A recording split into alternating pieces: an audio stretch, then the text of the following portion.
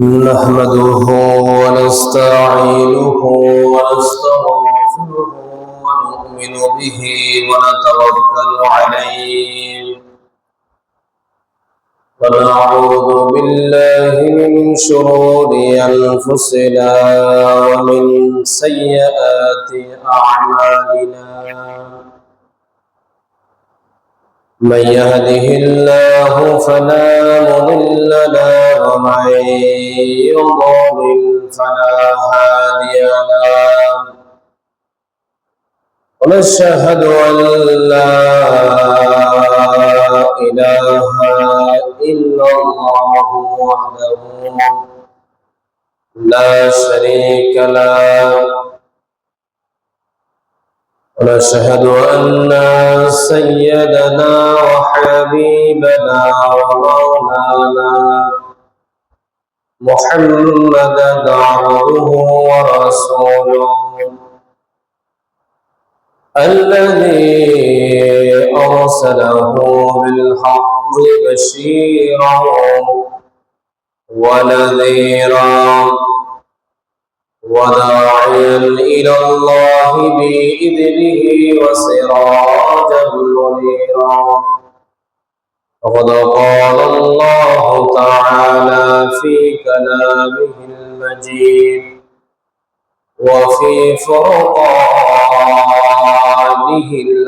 الحميد أعوذ بالله من الشيطان الرجيم بسم الله الرحمن الرحيم إن الله وملائكته يصلون على النبي يا أيها الذين آمنوا صلوا عليه وسلموا تسليما اللهم صل على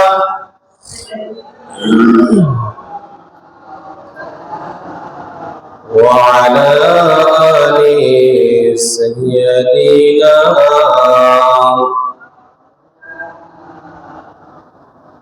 সবসবানে বরকতে দাও রমজানে মাসে গুনাহ জড়াও সপ্তাহে জুড়ে তুমি বরকতে দাও জুমার দিনেতে গুনাহ জড়াও জুমার দিনেতে গুনাহ জড়াও আল্লাহুম্মা সাল্লি আলা مولانا محمد وعلى آل سيدنا مولانا محمد وبلغ العلم كماله كشاف الدجى بجماله حسنت جميع صالحين سورة يوسف بداري حكمة وضمانها طريق الآباني يهدي لساني ما لما بلغ العلا كشاف الدجى بجماله أسند جميع حصانه صلوا عليه الحمد لله ঐতিহ্যবাহী চরপার্বতী মুর্শিদাবাদ দরজা জামা মসজিদে উপস্থিত মসজিদে সম্মানিত ইমাম সাহেব উপস্থিত মুসাল্লা কারাম সপ্তাহের শ্রেষ্ঠ দিন পবিত্র জুমার দিন আল্লাহ পাক সুবহানাহু ওয়া তাআলা আমাদেরকে মায়া করে ভালোবেসে মহব্বত করে আজকের এই পবিত্র জুমা, জিলকদ মাসের প্রথম জুমা, আমাদেরকে আল্লাহ পাক সবার আগে আগে আল্লাহর পবিত্র ঘর মসজিদে সবার আগে আগে আসা, আলোচনায় শামিল হওয়ার তৌফিক দান করেছেন। সেজন্য শহীদের দরবার একবার অবনত চিত্তে হৃদয় আবেগ অনুভূতিকে উজাড় করে দিন। সিংহের মতো গর্জন করে একবার পড়ি আলহামদুলিল্লাহ। লক্ষ কোটি দরুদ সালাম পেশ করছি ওই মানবতার মুক্তির বিষয়ে সৈয়দুল মুরসালিন খাতামান নবিয়্যিন জনাব মুহাম্মদ রাসূলুল্লাহ সাল্লাল্লাহু আলাইহি ওয়াসাল্লামের উপর, যার কাছ থেকে ১৫০০ বছর আগে নবী কিংবা রাসূল হিসেবে প্রেরণ করেছেন, যার উপর কোনো প্রকারই নবী কিংবা রাসূল আসে নাই, এখনো নাই, কিয়ামত পর্যন্ত আসবে না। সম্মানিত উপস্থিতি, মুসল্লিয়ানে কেরাম, আজকে আমাদের জুমার আলোচনার আলোচ্য বিষয় হচ্ছে কাবা ঘরের ইতিহাস সম্পর্কে আমরা জানব। আল্লাহ পাক রব্বুল আলামিন আজকের আলোচনা থেকে আমাদেরকে হেদায়েতের আলোকে শোনা তৌফিক দান করুক। সবাই চিল্লায়া পড়ি আমিন। সম্মানিত উপস্থিতি, মুসল্লিয়ানে কেরাম, আমরা জানি শাওয়াল মাসের পরের মাস হচ্ছে জিলকদ মাস। জিলকদ মাস হাদিসের ভাষায় আল্লাহ রাব্বুল আলামিন 7টা মাসকে সম্মানিত করেছেন। তার মধ্যে 7টি মাসের মধ্যে একটি মাস হচ্ছে জিলকদ মাস। সুবহানাল্লাহ। 7টা মাস একেবারে ধারাবাহিকভাবে আছে। জিলকদ, জিলহজ, মুহররম, আর একটা হচ্ছে রজব। আরেকটা কি? রজব। এই 4টা মাস কি আশ-শাহরুল হুরুম বলেছে, এগুলাকে সম্মানিত মাস হিসেবে আখ্যায়িত করেছেন। সুবহানাল্লাহ। সেই 4টা মাসের মধ্যে জিলকদ মাসে একটা মাস। এই মাসে আমরা জানি এই 2 মাস যখন আসে, ইসলামের মধ্যে 5টা স্তম্ভের মধ্যে একটা স্তম্ভ হচ্ছে হজ। হজের বাতাস জিলকদ মাস থেকে শুরু হয়। সুবহানাল্লাহ। জিলকদ মাস আসলে আমরা দেখি হাজিরা ইহরাম পরে মক্কার উদ্দেশ্যে রওনা হয়, ঠিক কি না? তাহলে ওখান থেকে আমরা বুঝতে পারি ইসলামের 5টা স্তম্ভের মধ্যে আরেকটা স্তম্ভ হচ্ছে ইবাদত, হজ। ওই হজ হচ্ছে সামর্থ্যের সাথে সম্পৃক্ততা। সামর্থ্যের সাথে কি সম্পৃক্ত আছে? সামর্থ্য যার আছে সে করবে হজ। আল্লাহ পাক এটাই বলে নাই আমার বান্দারা সবার উপরে হজ ঢালাও ভাবে খরচ করেন নাই। আল্লাহ বলছে যাদের সামর্থ্য আছে তারাই যাবে আমার ঘর পবিত্র মক্কাতুল মুকাররমা, তারা তাওয়াফ করার জন্য যাবে। সুবহানাল্লাহ। এই জন্য আমরা সেই কাবা ঘরের ইতিহাস সম্পর্কে আমরা শুরু করছি।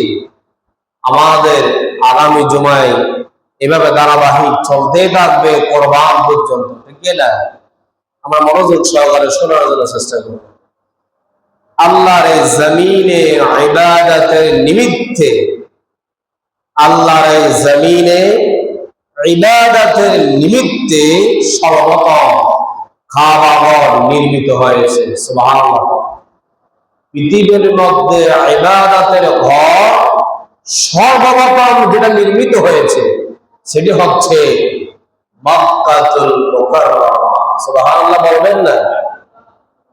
এই কাবা ঘর প্রথমে আল্লাহ রাব্বুল আলামিন ফেরেশতাদের মাধ্যমে তৈরি করেছিলেন। কিসের মাধ্যমে?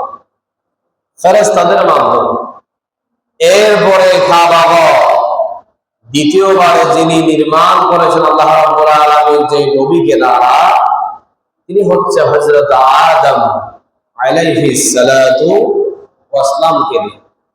এরপর তৃতীয়বার আল্লাহ রাব্বুল আলামিন এই কাবা ঘরকে নির্মিত করেছেন, রিফারিংয়ের কাজ করেছেন হযরতে শীস আলাইহিস সালাতু ওয়াসসালামকে দিয়ে।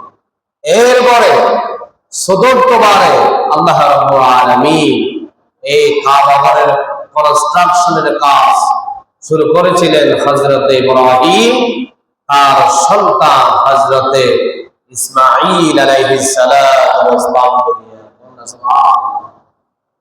এই কাবা ঘর সর্বপ্রথম ইবাদতের নিমিত্তে আল্লাহ রাব্বুল আলামিন জমিনের মধ্যে নির্মিত করেছেন, সেটি হচ্ছে পবিত্র মক্কাতুল মুকাররমা।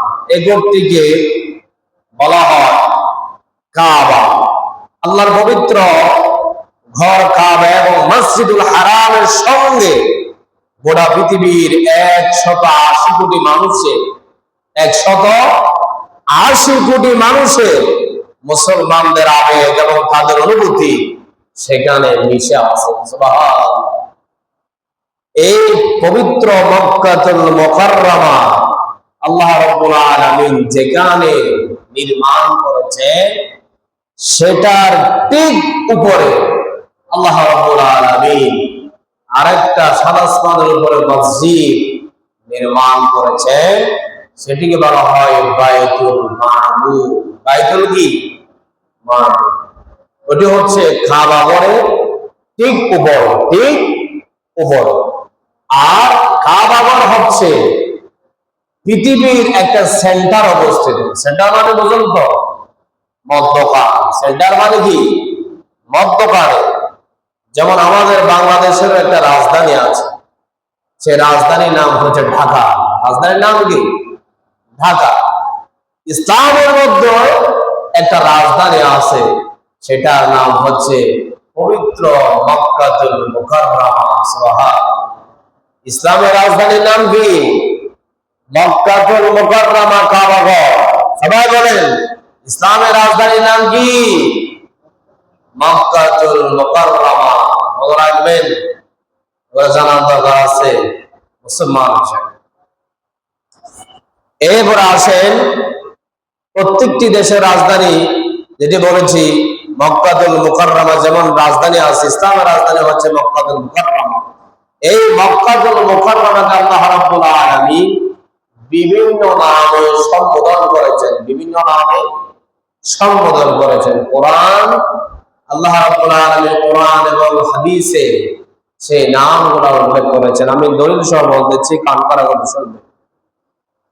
প্রথমে কাবাকে কাবা বলে কোরআনে কারীমের মধ্যে 2 জায়গায় আল্লাহ পাক সম্বোধন করেছেন। সুবহানাল্লাহ। সূরা, পবিত্র কোরআনুল কারীমের সূরা মায়েদা 2টা আয়াতে 95 নম্বর এবং 97 নম্বর আয়াতে কাবাকে কাবা বলে সম্বোধন করেছেন। আল্লাহ রাব্বুল আলামিন বলছেন, হাদিয়া বালিগাল কাবাতি আও কাফারাতুন তাআমু মাসাকিন।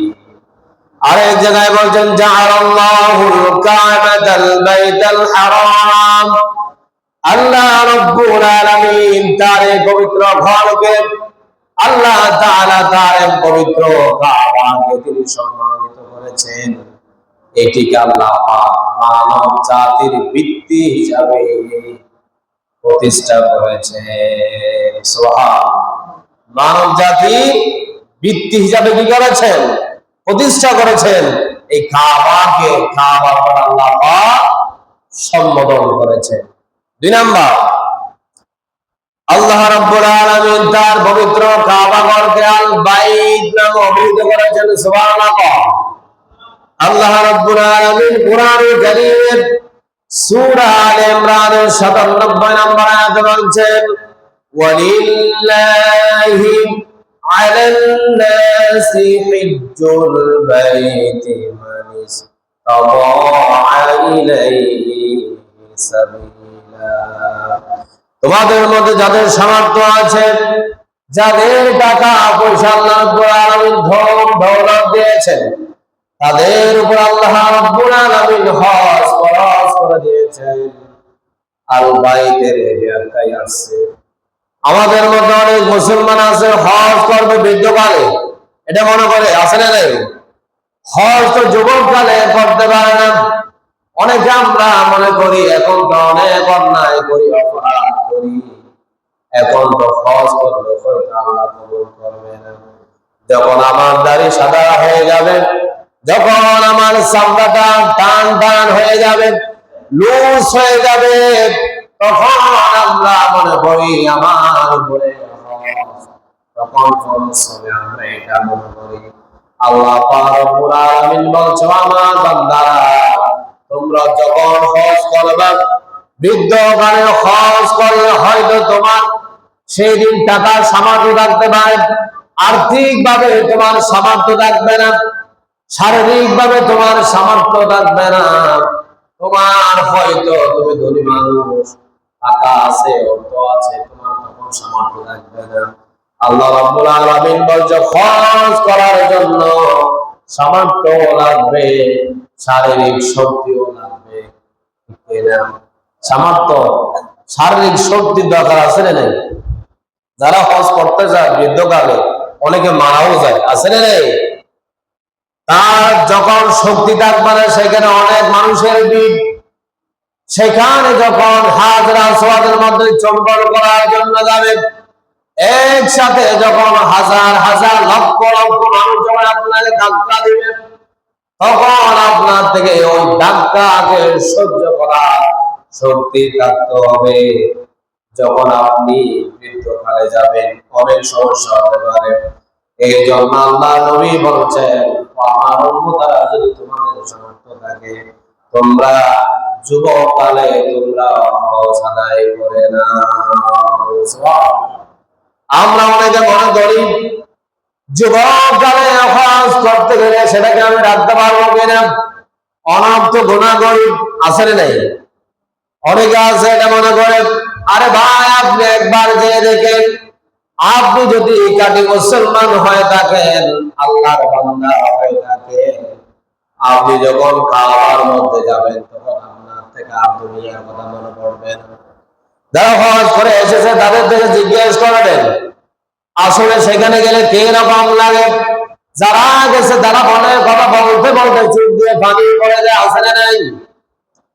তারা বলে ভাই কি বলেন, যখন আমরা কাবা ঘরের মধ্যে গেলাম তখন আমি তো এই দুনিয়ার কথা ভুলে গিয়েছি, মনে হয় একটা আমরা জান্নাতের দৃশ্য সেখানে দেখতে পেয়েছি। সুবহানাল্লাহ।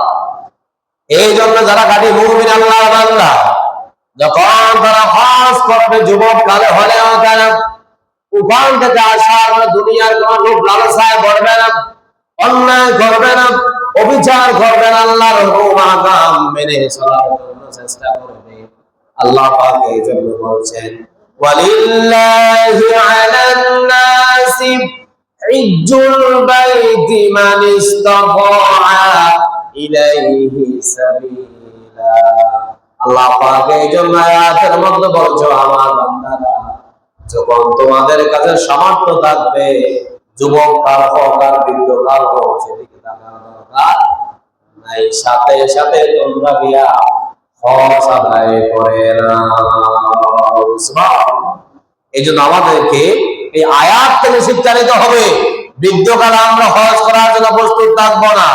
যখন সামর্থ্য হয়েছে, যদি আমি তখন একেবারে 18 বছরের যুবকও থাকি, আমরা তখন হজ করার জন্য নিয়ত করে ফেলবো, ঠিক না? সেটা যাতে আমাদের মনের মধ্যে সেটা নিয়ত থাকে, তাহলে আল্লাহ পাক আপনার নিয়ত একদিন কবুল করতে পারে। এরপরে আসেন 3 নাম্বার, আল্লাহ রাব্বুল আলামিনের কাবা ঘরকে কোরআন কারীমের মধ্যে আল্লাহ পাক বাইতুল আতীক নামে অভিহিত করেছেন। সুবহানাল্লাহ।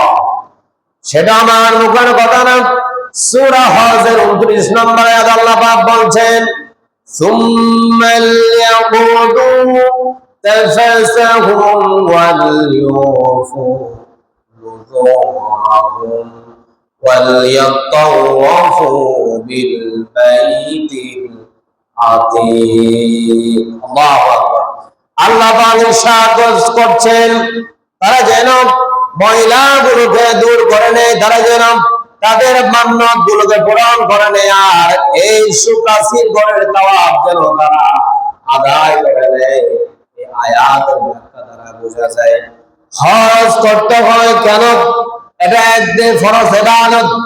দ্বিতীয়ত, যখন আপনি গুনাহ করতে করতে নিজের অন্তরকে কলুষিত করে ফেলেছেন, দাগ করে ফেলেছেন, আপনি গুনাহ করতে করতে জাজরা করে ফেলেছেন, তখন আপনার যদি সামর্থ্য থাকে সাথে সাথে আপনি হজ করার জন্য যান, আল্লাহ পাক হজ করার পরে আল্লাহ পাক আপনাকে বেগুনা মাসুম বাচ্চাদের মতো নিষ্পাপ বানিয়ে দিবে।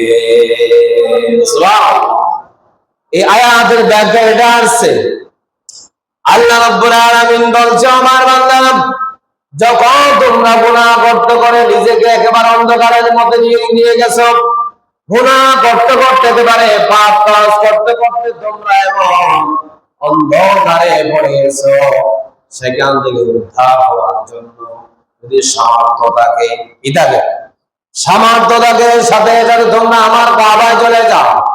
আমার কাবায় যখন চলে যাবা, সেখানে ইসলামী হুকুমত যখন তুমি আদায় করবা, আল্লাহ পাক বলছে, আমি তোমাকে একটা দুধের বাচ্চা যেভাবে নিষ্পাপ থাকে, দুধের বাচ্চাগুলো যেগুলা ভূষ্ট হয়, সেগুলা কোনো ফাঁকি বান্দা একেবারে মাসুম, সেগুলা কিছুই জানে না, তারা একেবারে নিষ্পাপ। তারা কি, এটা যদি একেবারে বিধর্মী করে ওর জন্মগ্রহণ করে, সেটাও নিষ্পাপ, সেটাও কি নিষ্পাপ। খ্রিস্টানদের ঘরে জন্মগ্রহণ করে, সেটাও নিষ্পাপ। ওরা গুনাহগার হয়ে কখন উঠে, যখন প্রাপ্তবয়স্ক হয়ে ওঠে, তার মা বাবার কালচার যখন বড় হয়ে যায়, তখন সেই বিধর্মীতে পরিণত হয়ে যায়। আর যখন শিশুকাল থাকে, নাবালেগ থাকে, তখন ওই বাচ্চা নিষ্পাপ থাকে। এই জন্য এই আয়াতের মধ্যে বলছেন, আল্লাহ রাব্বুল আলামিন বলছেন, আমার বান্দারা, তোমরা পাপ করতে করতে নিজেকে অন্ধকারের মধ্যে নিয়ে গিয়েছো। নামাজ ভালো লাগে না, ভালো কথা ভালো লাগে না, কোরআনের কথা ভালো লাগে না, আলেম উলামা দেখলে আপনার জ্বালা পোড়া শুরু হয়ে যায়, তাদের কথাগুলো শুনলে মনটা ভালো লাগে না, তাদের উপরে উঠে লেগে যান। একটা মনটাকে নরম করে একদিন কাবা করে চলে যান, সেখানে তাওবা করে হজ আদায় করে নেন, আল্লাহ পাক আপনার দিলকে এমন বানিয়ে দিবে, আর আপনার থেকে মানুষকে মারতে মন চাইবে না, অন্যায় করতে মন চাইবে না। আপনার অন্তরকে নরম বানিয়ে আল্লাহ পাক আপনাকে পূর্ণাঙ্গ ঈমানদার বানিয়ে দিবে। সুবহানাল্লাহ। তাহলে গুনাহগুলো সাফ করতে চান, সামর্থ্য থাকে, কোথায় যাবেন? হজ করার জন্য চলে যাবেন।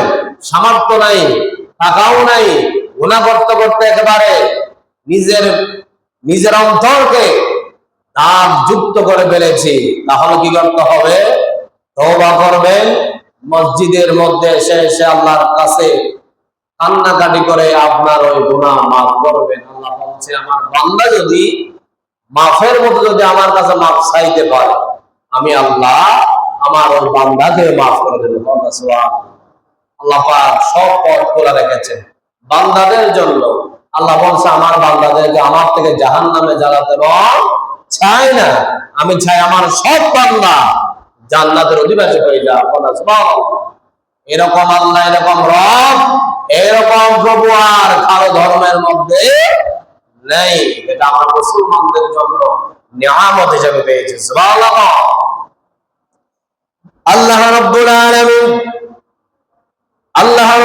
আলামিন পবিত্র কোরআনুল কারীমে আরেক জায়গায় বলছেন, আল্লাহ রাব্বুল আলামিন পবিত্র কাবাকে আরেকটা নামে অভিহিত করেছেন, সেটি হলো আল্লাহ পাক কোরআনে কারীমের সূরা বনী ইসরাঈলের মধ্যে বলছেন, সুবহানাল্লাযী আসরা বিআবদিহি লাইলাম মিনাল মাসজিদিল হারাম ইলাল মাসজিদিল আকসা। আল্লাহ পাক এই আয়াতের মধ্যে মসজিদুল হারাম নামে, মসজিদ কি নামে? হারাম নামে অভিহিত করেছেন। সুবহানাল্লাহ। মসজিদুল হারাম আল্লাহ নবী মুহাম্মদ সাল্লাল্লাহু আলাইহি ওয়াসাল্লাম আল্লাহ রাব্বুল আলামিন মসজিদুল হারাম থেকে বাইতুল মুকাদ্দাসে সফর করাছিলেন, ভ্রমণ করাছিলেন। মেরাজের আলোচনার সময় আমরা প্রত্যেক বছর আলোচনা করি আপনার আমার নবীকে আল্লাহ পাক রব্বুল আলামিন মসজিদুল হারাম থেকে বাইতুল মুকাদ্দাসে কি করাছিলেন? ইসরা করাছেন। ইসরা মানে হচ্ছে ভ্রমণ করাছেন। ইসরার একটা ব্যাখ্যা আছে, রাসূল ইসলামকে আল্লাহ পাক এমন ভাবে বাইতুল মুকাদ্দাসে পাঠিয়েছেন, আল্লাহ রব্বুল আলামিনের প্রিয় নবীর দৃষ্টি যেখানে দেখা যায় এক কদমে আল্লাহর নবী সেখানে চলে গিয়েছিলেন। সুবহানাল্লাহ। এটাকে বলা হয় ইসরা। এটা কি বলা হয়? ইসরা বলা হয়। পঞ্চম নম্বরে আল্লাহ রাব্বুল আলামিন তার পবিত্র কাবা ঘরকে বাইতুল মুহাররম নামে অভিহিত করেছেন। সুবহানাল্লাহ। বাইতুল মুহাররম। এটিও কোরআনে কারীমের মধ্যে বলছেন, সূরা ইব্রাহিমের 37 নম্বর আয়াতের মধ্যে বলছেন, রব্বানা ইন্নী আসকানতু মিন যুররিয়াতি বিওয়াদিন গায়রি যি যার'ইন ইনদা বাইতিকাল মুহাররম। আল্লাহ তাআলা ইব্রাহিম আলাইহিস সালামের দোয়াকে উঠিয়ে দিলেন। ইব্রাহিম আলাইহিস সালাম আল্লাহর কাছে দোয়া করেছিলেন, ওগো আমার রব, আমি আমার বংশধর থেকে একটি অংশ দৃঢ়তাহীন বাড়িহীন এই ভূমি মরুভূমিতে অবত্যাকার তাদের বসবাসের জন্য দিয়ে গেলাম। সুবহানাল্লাহ।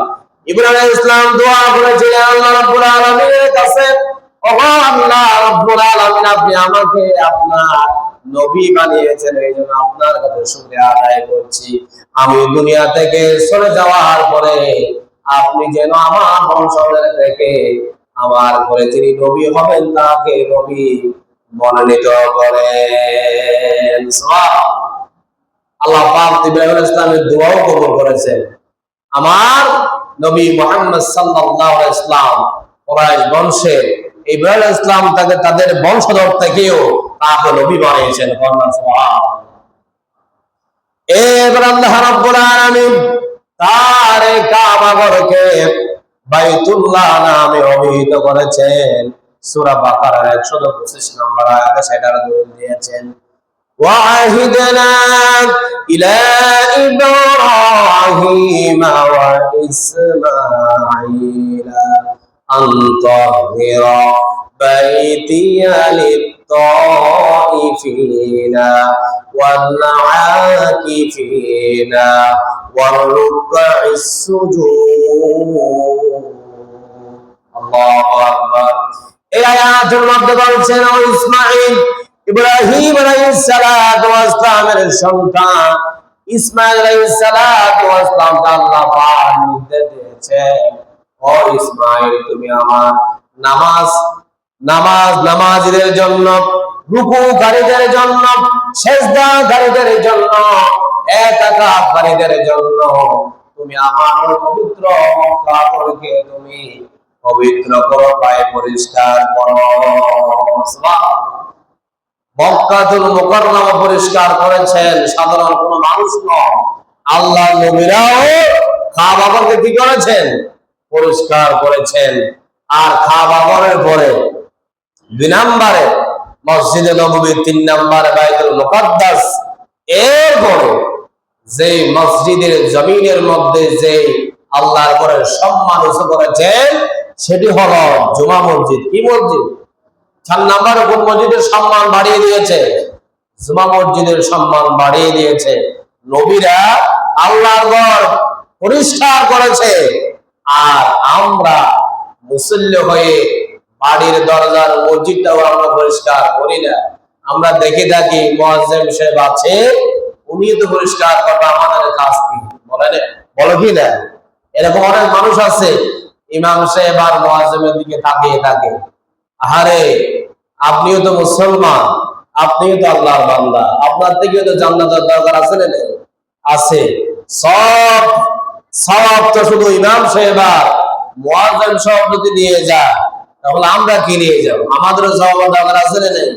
এই জন্য আমরাও সময় ফেলে, নিজের কাজ কর্ম সেরে সময় ফেলে আমরা এই আল্লাহর ঘরকে কি করব?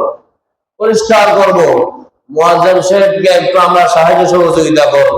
একদিন এসে মসজিদে চতুর্পাশে একটু ঝাড়ু দিয়ে দিব, ভিতরে ভাঙ্গাগুলো অপরিষ্কার থাকলে মুছে দিব। এগুলো আমাদের দায়িত্ব আছে না? নেই? আছে। যেখানে নবীরা ঝাড়ু দিতে পেরেছে আল্লাহর ঘর, সেখানে আপনি আমি কি? কিছুই না। এই জন্য আমাদেরকেও আল্লাহর ঘর পরিষ্কার করা দরকার আছে। এই জন্য আমাদেরকে সেদিকে খেয়াল রাখতে হবে। আল্লাহ রাব্বুল আলামিন এই জমিনের প্রথম নির্মিত ঘর খাওয়া করার আগে এই জমিনে কোন ঘর নির্মিত হয় নাই, আল্লাহ তাআলা সেটার বর্ণনা দিয়েছেন কোরআনে কারীমের মধ্যে। ইন্না আউওয়ালা বাইতিন উদিআ লিন-নাসি লাল্লাযী বিবাক্কাতা মুবারাকাও ওয়া হুদাল লিল-আলামিন। এটার ব্যাখ্যা আমি প্রথমে দিয়েছি। আল্লাহর ইবাদতের নিমিত্তে প্রথম ঘর আল্লাহ পাক যেটা নির্মাণ করেছেন সেটি হচ্ছে কাবা ঘর। সেটি কি ঘর? কাবা ঘর। সেটার দলিল আল্লাহ পাক কোরআনে কারীমে সূরা আলে ইমরানের মধ্যে দলিল বানিয়ে দিয়েছেন। সুবহানাল্লাহ। এবার আসেন, আমাদের কিবলা এখন হচ্ছে কোন দিকে? কাবা ঘরের দিকে। কোন দিকে? কাবা ঘরের দিকে। কিবলা পরিবর্তনের ইতিহাস আমি অনেকবার বলেছি। কিবলা পরিবর্তন হয়েছে মেরাজের সময়। কোন সময়? মেরাজের সময়। আল্লাহ নবী মুহাম্মদ সাল্লাল্লাহু আলাইহি ওয়াসাল্লাম মেরাজে যাওয়ার আগে আমাদের মুসলমানদের কিবলা ছিল বাইতুল মুকাদ্দাসের দিকে। কোন দিকে? বাইতুল মুকাদ্দাসের দিকে। আল্লাহ নবী থেকে কেমন জানি মনে হলো আমাদের কিবলাটা যদি আল্লাহর ঘর কাবার দিকে হতো কতই না ভালো হতো। এটা মনে মনে এরাদা করার সাথে সাথে আল্লাহ রাব্বুল আলামিন আমাদের কিবলাকে পরিবর্তন করে দিয়েছেন। সুবহানাল্লাহ। এটা আমার মুখের কথা না, কোরআনে কারীমে আল্লাহ পাক বলছে সূরা বাকারা 144 নম্বর আয়াত।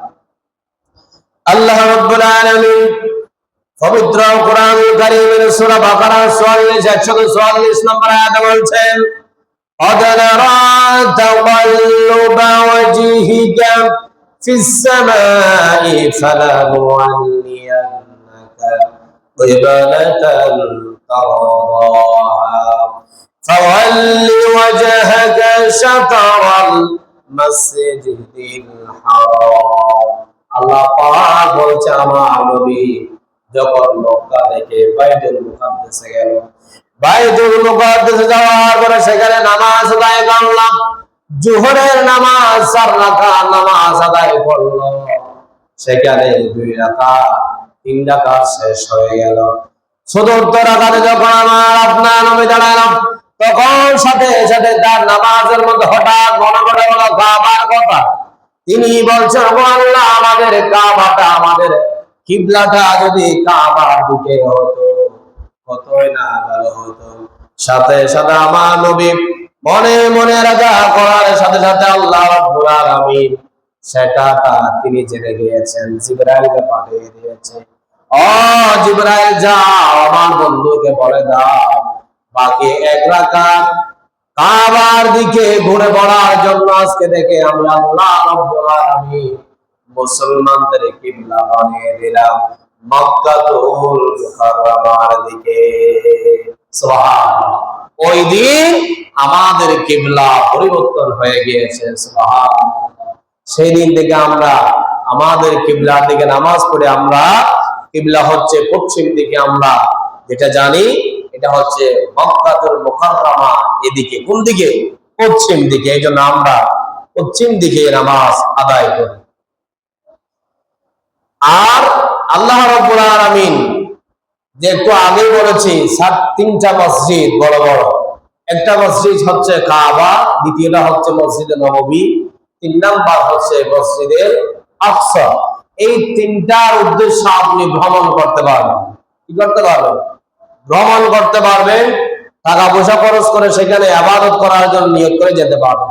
বাকি কোন মসজিদে নিয়ত করে যাওয়া গেলে আপনার নামাজ হবে। এই জন্য নিয়ত করে শুধু 3টা মসজিদে যাওয়া যায়। একটি হচ্ছে মক্কা, আল্লাহর ঘর বাইতুল্লাহ, 2 নাম্বার হচ্ছে মসজিদে নববী, 3 নাম্বার হচ্ছে কি মসজিদুল আকসা। এই 3টা মসজিদে ভ্রমণ করা যায়। বাকি মসজিদ গুলোতে আপনি ইবাদতের নিয়ত করে ভ্রমণ করা যাবে না। যেখানে ওয়াক্ত হয়েছে সেখানে নামাজ আদায় করে ফেলতে হবে। এটা মনে করবেন না এলাকার মসজিদ, অনেক মানুষ আছে আমরা দেখি এলাকার সমাজের সাথে, সমাজের মানুষের সাথে ঝগড়া করে, মন খারাপ করে, রাগ করে এখানে নামাজ পড়ে না। ওরা আরেক মসজিদে আসেন নেই, এরকম মুসল্লি আসেন নেই। কমিটির সাথে 2 কথা হয়েছে, সেই মসজিদে আর আইয়ে না, সে মনে করে এটা কমিটির মসজিদ। ঠিক না? এই মসজিদই কারো কমিটি?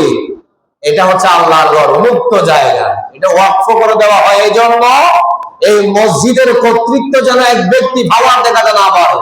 এই জন্য আল্লাহ পাকের মুহাম্মদ সাল্লাল্লাহু আলাইহি ওয়াসাল্লামের হাদিসের মধ্যে বলছে এই মসজিদকে আল্লাহর ওয়াস্তে ওয়াকফ করে দিতে হবে, যাতে করে মসজিদের একজনের কোনো কর্তৃত্ব যেন না থাকে, যেন ওখানে সকল মুসল্লিদের সমান অধিকার থাকে। সমান কি থাকে? অধিকার থাকে। আপনি ব্যক্তির সাথে সমস্যা হতে পারে, আল্লাহর এই ঘরের সাথে তো কোনো সমস্যা হওয়ার কথা নয়, ঠিক না? এই জন্য এই মসজিদের সাথে রাগ করে অন্য মসজিদে নামাজ পড়লে হবে না। আপনি আল্লাহর ঘরকে 2 ভাগ করে ফেলেছেন, ঠিক না? এই জন্য আমাদেরকে সেটা মাথায় রাখতে হবে। আল্লাহর ঘরের সাথে কোনো রাগ গুসা করা যাবে না। হয়তো ব্যক্তির সাথে থাকতে পারে, আল্লাহর ঘর তো কারোর সাথে কোনোদিন আমবাড়ি করে না। এই জন্য ইবাদতের নিয়ত করে ভ্রমণ করতে পারবেন 3টা মসজিদে। একটি হচ্ছে কাবা, একটি হচ্ছে মসজিদে নববী, একটি হচ্ছে কি মসজিদুল আকসা, যেটা বর্তমানে ফিলিস্তিনে অবস্থিত, ঠিক না? এই 3টার দিকে আপনি যেতে পারবেন, অন্য মসজিদের দিকে যাওয়া যাবে না। হযরত আবু যর গিফারি রাদিয়াল্লাহু তাআলা আনহু একটা হাদিস, রাসূলুল্লাহ সাল্লাল্লাহু আলাইহি ওয়াসাল্লামকে এক সাহাবী প্রশ্ন করলেন, পৃথিবীর সর্বপ্রথম কোন মসজিদটি তৈরি হয়েছে, আল্লাহ পাক নির্মাণ করেছেন? তখন রাসূল সাল্লাল্লাহু আলাইহি ওয়াসাল্লাম বললেন কাবা। তখন কোন মসজিদের কথা বললেন? কাবা। এরপরে রাসূল সাল্লাল্লাহু আলাইহি ওয়াসাল্লামকে জিজ্ঞেস করেছে, ইয়া রাসূলুল্লাহ, এবারে কোন মসজিদ আল্লাহ পাক তৈরি করেছেন? মসজিদে নববী তৈরি করেছেন। এরপরে কোন মসজিদ আল্লাহ পাক তৈরি করেছেন? তখন বললেন মসজিদুল আকসা। সাহাবী প্রশ্ন করলেন, মসজিদুল আকসা আর কাবার মধ্যে কত বছরের ব্যবধান আছে? রাসূলুল্লাহ সাল্লাল্লাহু আলাইহি ওয়াসাল্লাম বলছে, ও সাহাবী শোনো শোনো, আল্লাহ রাব্বুল আলামিন কাবা আর মসজিদুল আকসার মধ্যে 40 বছরের ব্যবধান রেখেছেন। সুবহানাল্লাহ। কাবা ঘরের 40 বছর পরে মসজিদুল আকসা নির্মিত হয়েছে। আল্লাহ সুবহানাল্লাহ। এই কাবার হেফাজতকারী কে? আল্লাহ। কেউ যদি চায় এই কাবা ঘরকে ধ্বংস করতে পারবে না, কিন্তু এই কাবা ঘরের একজন হেফাজতকারী আছে, তিনি কে? আল্লাহ, কোন মানুষ নয়। এটা আল্লাহ পাক সরাসরি তার হাতে দমন করেন। সুবহানাল্লাহ। সূরা ফিলের একটা ঘটনা, সূরা ফিল সবাই জানেন, হাদিওয়ালা সূরা, হাদিদের নামে সূরা। এই সূরার মধ্যে তাফসীরের মধ্যে আছে একটা ঘটনা, ইয়েমেনের গভর্নর বাদশাহ আব্রাহা, আল্লাহ নবীর জন্মের পূর্বে আব্রাহা কাবা ঘরকে ধ্বংস করার জন্য তার বাহিনী নিয়ে এসেছিল। কাবা ঘরকে কি করার জন্য? ধ্বংস করার জন্য এসেছিল। আব্রাহা তার এলাকার একটা গির্জা নির্মাণ করেছে। আব্রাহা বলছে, ওই কাবা ঘরে জলজলে কেন মানুষ যায়? ওখানে কেন ইবাদত করার জন্য যায়? আমার এলাকার মধ্যে একটা আমি গির্জা তৈরি করব, এখানে মানুষ সবাই ইবাদত করবে, আর কাবায় যাওয়া লাগবে না। নাউজুবিল্লাহ। বাদশা আব্রাহা বলছে, আমার এলাকার মধ্যে আমি একটা গির্জা তৈরি করব ইবাদত করার জন্য। কি করার জন্য? ইবাদত করার জন্য। বাদশা আব্রাহা থেকে খারাপ লাগতেছে, আমার এলাকার মানুষ সবগুলো চলে যায় মক্কায়। কোথায়? মক্কায় কেন চলে যায়? ওখানে কি হয়েছে? এখানে বললে কি হয়? সে ইবাদত করার জন্য একটা গির্জা তৈরি করেছে। গির্জা তৈরি করার পরে মুসলমান যারা আছে তারা তো হাসতেছে, ওটা হচ্ছে আল্লাহর ঘর আর একটা বাদশা আব্রাহার হাতে নির্মিত ঘর।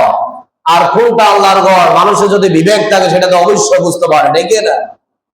বাদশা আব্রাহা ওই ঘরটা তৈরি করলো ইবাদত করার জন্য।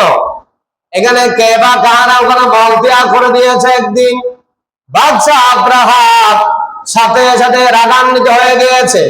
বাদশা আব্রাহা বলতেছে, আমার গির্জার মধ্যে কারা মল ত্যাগ করে দিয়েছে, এটা মুসলমানদের কাজ ছাড়া আর কেউ হতে পারে না। নাউযুবিল্লাহ। এই কাজটাও করেছে তার দলের লোক, তার দলের লোক। এখন বাদশা আব্রাহা ক্ষিপ্ত হয়ে তার হাতি বাহিনী, তার বাহিনী হচ্ছে হাতি, তার বাহিনী কি? হাতি আর সৈন্য বাঙ্গতা নিয়ে রাগান্বিত হয়ে কাবাগরকে আক্রমণ করবে। কাবাগর কি করবে? আক্রমণ করবে। আমি আগেই বলেছি কাবাগরের হেফাজতকারী কে? আল্লাহ। আল্লাহর সাথে কি সারা পৃথিবীর সবগুলো যদি একত্রিত হয়, আল্লাহর সাথে কি পারা যাবে? পারা যাবে? পারা যাবে না। তাহলে তার বাহিনী নিয়ে সৈন্য বাঙ্গ যারা আছে সবাইকে নিয়ে চলে আসলো কাবার দিকে। তখনকার সময়ে কাবাগরের দরজার চাবি ছিল রাসূলুল্লাহ ইসলামের দাদা আব্দুল মুত্তালিবের কাছে। কার কাছে? আব্দুল মুত্তালিবের কাছে। আব্দুল মুত্তালিব জেনে গিয়েছে কিছুক্ষণ পরে বাদশা আব্রাহার সৈন্যরা আল্লাহর এই ঘরকে আক্রমণ করার জন্য আসবে। আমি আব্দুল মুত্তালিবকে হাজারো চেষ্টা করলেও আমি তাদেরকে প্রতিহত করতে পারবো না। আব্দুল মুত্তালিব বলতেছে, আল্লাহর ঘর আল্লাহ রক্ষা করবে, কথা বলে তিনি সেখান থেকে পালিয়ে গিয়েছে। আল্লাহু আকবার। এরপরে বাদশা আব্রাহা চলে আসলো তার সৈন্য নিয়ে, হাতিওয়ালা বাহিনী নিয়ে। সাথে সাথে যখন চলে আসলো আল্লাহ পাক রব্বুল আলামিন রাসূলুল্লাহ ইসলামকে এই ঘটনা ও সূরা নাযিল করে জানিয়ে দিয়েছেন। সুবহানাল্লাহ। এই ঘটনাটা রাসূল দুনিয়ার মধ্যে আসার আগেই তো ঘটেছে। এই ঘটনা জানিয়ে দিয়েছেন আল্লাহ পাক। অতীতের ঘটনা কাকে? মুহাম্মদ সাল্লাল্লাহু আলাইহি ওয়াসাল্লামকে জানিয়ে দিয়ে কোরআন কারীমে একটা সূরা নাযিল করেছে। সবাই পড়ুন, বিসমিল্লাহির রাহমানির রাহিম। আলাম তারা কাইফা ফাআলা রাব্বুকা বিআসহাবিল ফিল আলাম ইয়াজআল কাইদাহুম ফি তাদলিল وأرسل عليهم طيرا أبابيل ترميهم بحجارة من سجيل فجعلهم كعصف مأكول। আল্লাহ পাক এই আয়াত এই সূরা নাযিল করছে, বলছে আলাম তারা কাইফা ফাআলা রাব্বুকা বিআসহাবিল ফিল। ও আমার নবী, আপনি কি দেখেন নাই? আপনি কি অবগত হন নাই? আপনি কি এটা শুনেন নাই? আল্লাহ পাক হস্তি বাহিনীর সাথে কি রকম আচরণ করেছিল। আল্লাহু আকবার। এরপরে বলছে আলাম ইয়াজআল কাইদাহুম ফি তাদলিল, তিনি কি তাদের সব কিছু ধ্বংস করে দেন নাই? আল্লাহ রব্বুল আলামিন বলছে, ও নবী কান করা করে শুনুন, আমি ওই হস্তি বাহিনীর সবগুলা বাহিনীর সবগুলা ধ্বংস করে দিয়েছিলাম।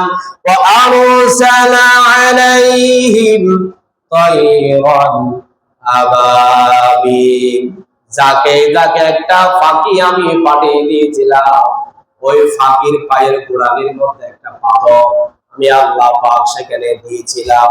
ওই পাথর গোলাম যখন হস্তি বাহিনীরা যখন আমার ঘরের দিকে আসছিল আক্রমণ করার জন্য, যখন আসছিল সাথে সাথে আমি আকাশ থেকে ঝাঁকে ঝাঁকে যে পাখি পাঠিয়েছি, ওই ফাঁকির পা থেকে যখন একটা কঙ্কর পাথর নিক্ষেপ করেছিল, ওই হাতিওয়ালা বাহিনী গুলা মাটির মধ্যে মিশে গিয়েছিল।